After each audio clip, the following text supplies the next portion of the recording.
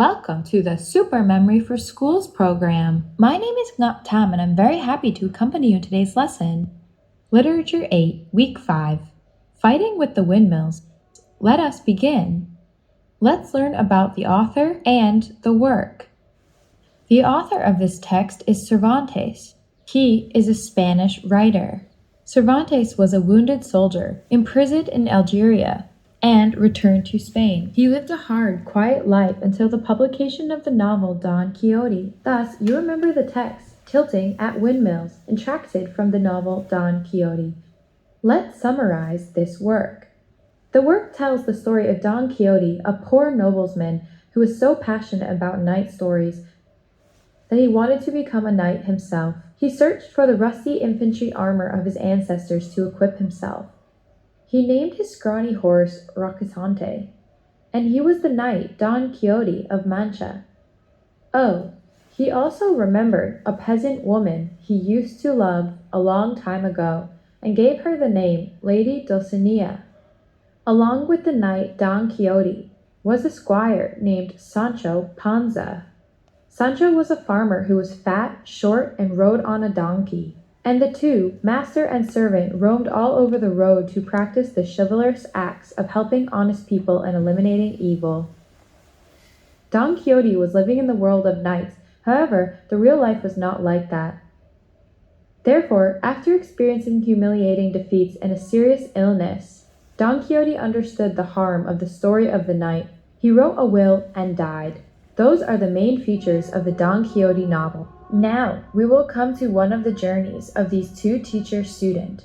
We came to that journey when the master and the servant saw the windmills.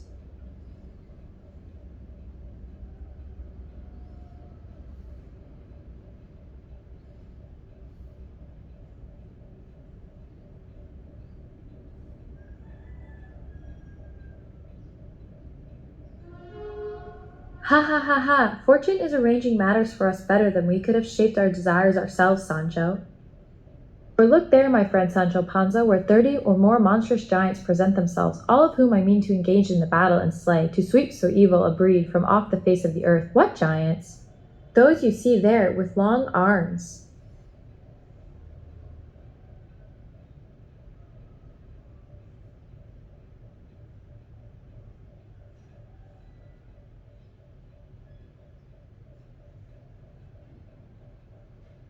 Here I come to you, evil giants. Don't fly for a single knight attacking you. Those are not giants, they are just windmills. The thing that looks like arms is just the sails. When the wind blows, they spin and move the milestone inside. If you are scared, stay away. You do not know anything about adventures. Giants, even if you swing more arms than the giant Briareus, you still have to pay for your sins.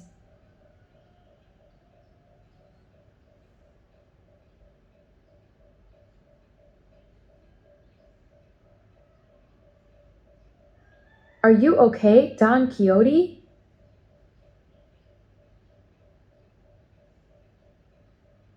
Didn't I tell you? It's just windmills.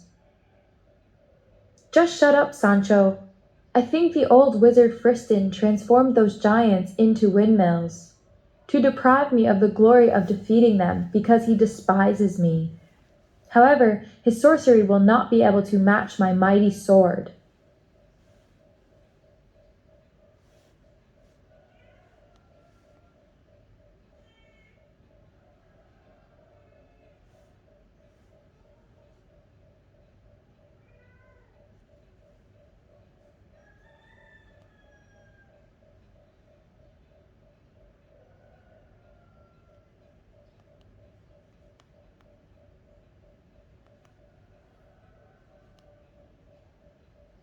In this text, you should pay attention to 5 things when seeing and commenting on the windmills.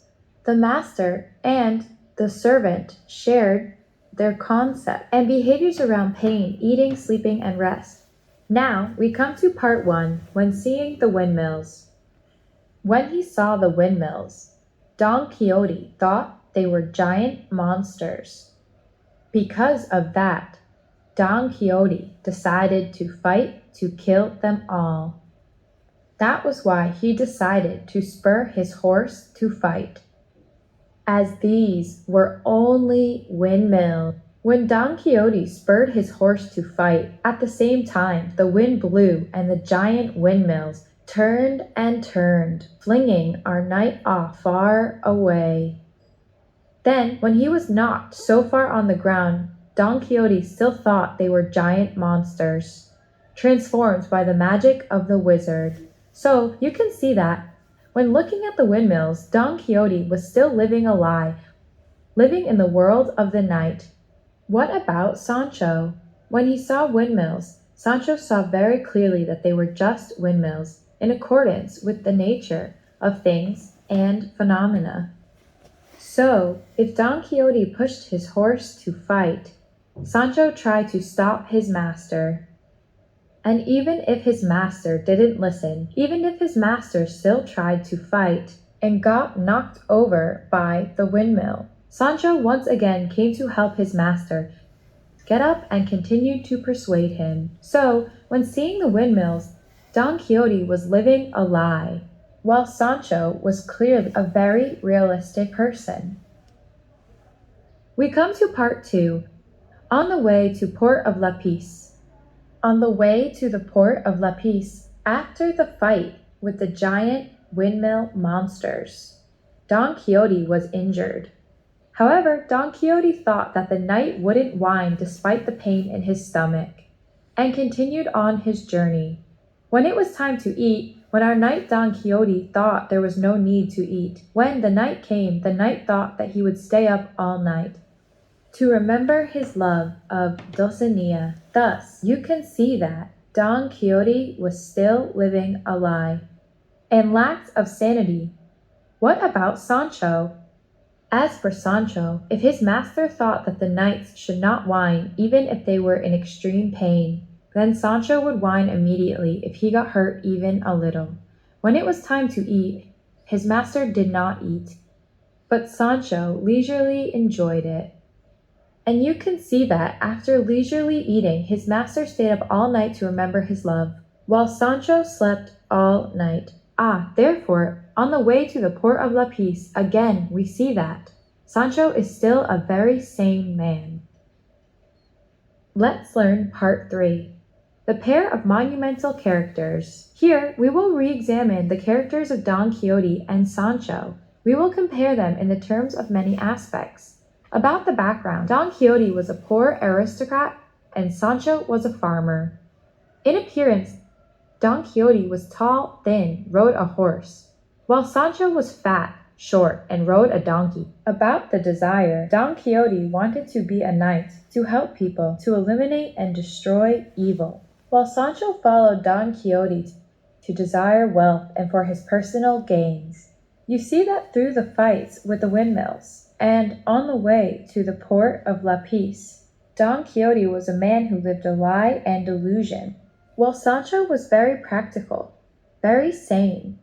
Then we can clearly see that the writer Cervantes used a prominent art to build these two characters, which is the art of contrast, to build this pair of contrast characters against each other.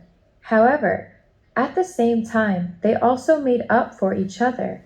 Well, this character would have points that made up for the other one. For example, Don Quixote's ideal would complement Sancho's personal, practical aspect. The reality of Sancho would complement Don Quixote's to see life more clearly. Therefore, you should notice that the two characters are both opposite and complementary to each other. We come to the last part, which is the summary. In this part, let's take a look at the main features of the art. About the art, you should remember the main art in this text is the art of contrast.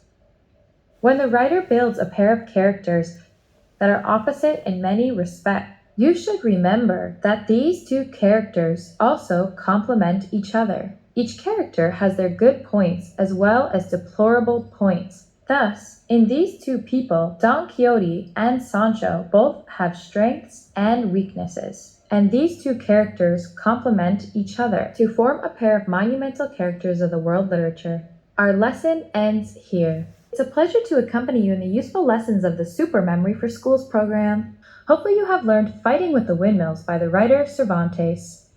You will continue to read the whole series of novels Don Quixote by Cervantes to learn more about the adventure of the master and the servant. Goodbye, and see you in the next Super Memory for Schools program.